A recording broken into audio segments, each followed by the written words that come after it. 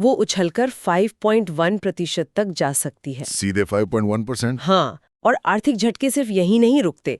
देश की जीडीपी विकास दर जो 7.5% की रफ्तार से बढ़ रही थी, उसके गिरकर 6.1% रह जाने की गंभीर आशंका है। बाप रे। और जब महंगाई इतनी तेजी से बढ़ती है ना, तो देश के केंद्रीय बैंक मतलब रिजर्व बैंक ऑफ इंडिया को इस आग को बुझाने के लिए बीच में आना ही पड़ता है। बिल्कुल आना पड़ता है। और रिपोर्ट स्पष्ट रूप से चेतावनी देती है कि इस महंगाई को कंट्रोल करने के लिए आरबीआई को 2026 की दूसरी तिमाही में अपनी ब्याज दरें, इंटरेस्ट रेट्स बढ़ानी पड़ सकती हैं। क्योंकि रिजर्व बैंक के पास महंगाई को सोखने का सबसे बड़ा हथियार ब्याज दरें ही होती है। राइट। जब दरें बढ़ती हैं तो बाजार में पैसे का प्रवाह कम होता है, लिक्विडिटी कम होती है, लेकिन इसका सीधा असर एक आम इंसान की जेब पर पड़ता है। आप ये पूरा चक्र देखिए।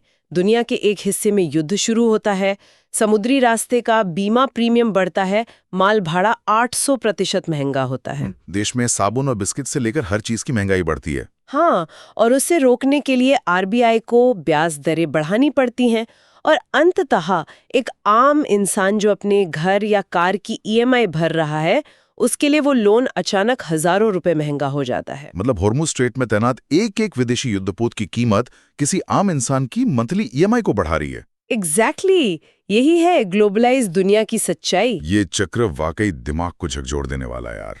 तो आज की इस पूरी चर्चा को अगर हम समेटें